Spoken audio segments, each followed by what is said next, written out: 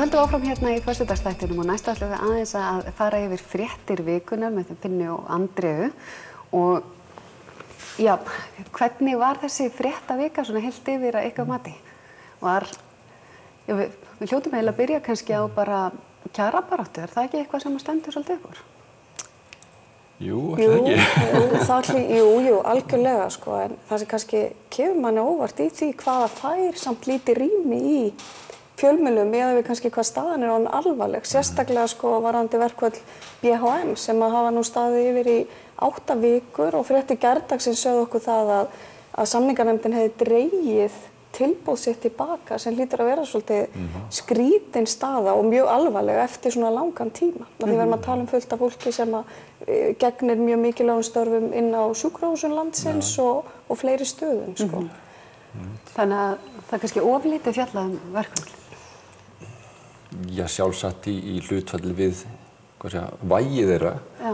En á móti kemur auðvitað yfir umfjöllun samt sem það verið mikil og það sló mig mitt bara þegar ég vissi þannig að ég ætti að koma hingað og var svona að fletta gegnum miðlana, hvað ósköp maður getur hugsanlega að tala að kveikt alltaf á perinn með það að ég var svona eiginlega ónæmur fyrir fréttaflutningi af verkföllum. Þetta var eiginlega að fara inn annað og út um þetta þegar svona dynja alltaf á mann einhverja fréttur og ég er einhvern búin að missa þráðinni sko hver er verkfalli hvenær og hver er að heimta hvað og nákvæmlega, hvað er Flóabandalagið og Starfsgreinasambandið og Efling og BHM og svo einhvern veginn fyrir degi eitthvað. Þó sé ljótt að segja og auðvitað segir það þá líka sína sögu að hvað staðan er alvarleg að þetta er orðið þó það mikið að maður einhvern hættur að meðtaka það sem maður segir sína sögu. Nákvæmlega og svo voru mótmæli á Austurvelli og ég sá að einmitt umræðum að fólk var ósátt við að það væri ekki í fréttahelstinu á RÚV að það væri og það hefði verið sagt að væri og sá rökræður það að þetta hefði verið 100 manns eða 1000 manna og mótmælt hérna fyrir norðan líka. Já, einmitt og það fór mjög lágt til dæmis mótmæli hér fyrir norðan, það var nú svona aðeins meira gert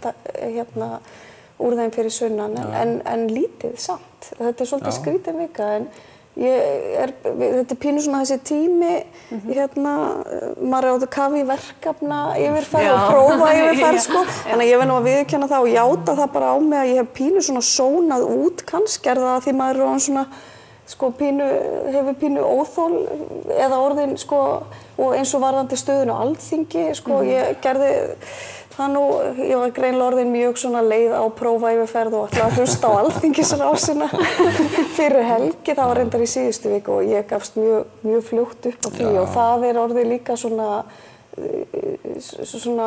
voðalega leiðinleg staða, svo ég orðið hana bara þannig sko. Hún er orðið mjög sko alveg óháð því hvorum megin maður enn í því sko öll þessi rifrildi rammaáætlunina og það allt saman að umræðan var honum býsna eintóna. Þetta gekk sama hringinn dag eftir dag, verðum að taka dagskrá, nei, við ætlum að halda þessu streitu og þannig koll að kolli. En svo var þetta loksins högguð á hnútinn svo sem. Ekki allir sáttir samt. Ekki allir sáttir og auðvitað þegar svona, hvað var þetta, 7-8 dagir röð eða hvað það var sem var þessi sami gangur á þessu og auðvitað datt maður út úr því að fylgjast eitthvað sérstaklega með því. En þetta er nú samt kannski bara áhugaverður punktur út af fyrir sig því að ég veit til dæmis að mjög margir tala þetta í dag, fólk sem var mjög fréttaþyrst og settist niður yfir fréttatímana mjög reglulega klukkan 7 á RÚV eða 6:30 á Stöð 2 og þetta var helgistund, það var oft reynt að miða kvöldverðatíma við þetta. Auðvitað kannski annars vegar er internetið náttúrulega svolítið breytt hegðun okkar á fréttalestri, maður meira skrollar yfir fréttir en það er ekki orðið eins, það er svo lítið nýtt í kvöldfréttunum nema að sé eitthvað sérstakt. Þannig að þetta er kannski líka ákveðið svona í fréttum það helst að fólk bara að missa ákvæðan á fréttum. Jú, alveg vikið, það kemur ofta fyrir einmitt að maður sest niður fyrir framan sjónvarpið og allar horfa á kvöldfréttir. Svo koma helstinn og það tekur 2 mínútur eða svo að fara yfir þau og maður sér, annarkvæmt hef ég ekki á þessu eða þá ég búin að kynna mér þetta allt saman og þarf ekki að horfa fréttir frekar en hvað annað. Nákvæmlega. En svo er náttúrulega líka, ef ég heyrt þessa umræðu að umræðan í fréttum sé svo svarthvít, það sé bara að fólk þreytist á þeirri morfís umræðu hefð sem hafi skapast, að það er annarkvort virkjanasinnar, verndunarsinnar. Það eru atvinnurekendur, það eru starfsfólk og til þess að setja þetta fram á 90 sekúndum þá sé engin millivegur. Jú, náttúrulega var svona stundum tilfinning, ekki síst í svona magasínþáttum með Kastljós og fleira að við mælendur séu gaggjart valdir inn til að skapa svona smá hassar það sé ekki spennandi sjónvarpsefni nema séu smá læti menn að vera með eitthvað læti okkur vantar svona fréttaskýringaþætti eins og Spegillinn var meira mér finnst sko sakna þess svolítið að hann náttúrulega bara svo stuttur að þeir líka þau þurfa að matreiða sko hlutina miklu hraðari hátt sko að svona fá góða fréttaskýringu það sem að maður fær báðar hliðar án þess að hún sé sko svona rosalega pólariseruð og maður geti þá mynda sér einhverja upplýsta skoðun á málunum. Mér finnst það vera svona kannski, maður þarf að hafa orðið meira fyrir því að mynda sér svona upplýsta skoðun af því maður fær þessa óbúslega, ég er alveg sammálaður því þessi umræða er rosalega pólariseruð. Já, líka maður er með svona kannski gagnrýnisgleraugun á. Maður kannski líka eftir hrunið, kannski gleypir ekki eins hrátt upplýsingarnar sem maður fær. Nei, það er líka málið sko en maður er samt orðin miklu svona harðsóðnari neytandi eins og hún segir sko, maður skannar meira sko og gefur sér kannski minni tíma í. Það er kannski ákveðin hætta við einmitt að maður á erfiðara kannski með að sigta úr það sem svona einhver efni viður í. En það reyndar það sem að margir segja við okkur hérna N4 segja bara hreinlega sem ég líður bara svo illa að horfa á fréttir en ég bara, þú veist, það er ekki það ég hafi ekki áhuga á því, ég bara verð þunglynd og þá fyrir ég til í að skipta og N4 telum við eitthvað falleg. En var eitthvað fleira sem stendur upp úr eitthvað falleg?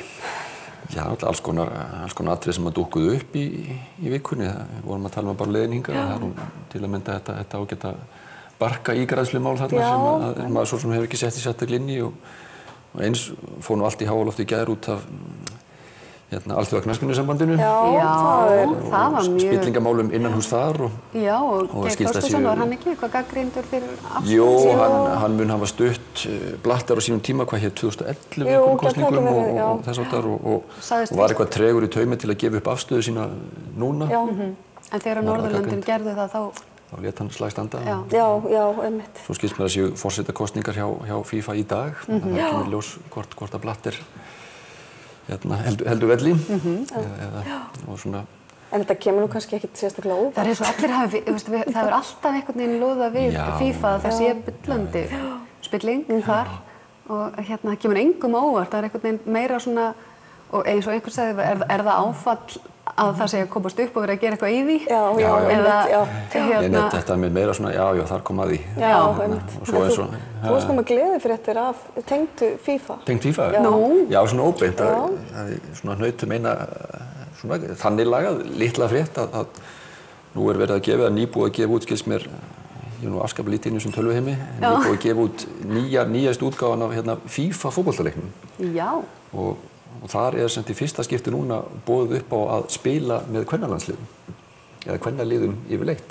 Já. Og 12 landslið þar í búið, skilst mér. Og þetta eru kannski lítið skref en samt sem held ég afskaplega mikilvægt að þarna fá þá þær stelpur sem spila FIFA sko sína fyrirmyndi beintin á borð til sín. Nákvæmlega. Svo sá reyndar smá klausu svona til hliðar við þetta.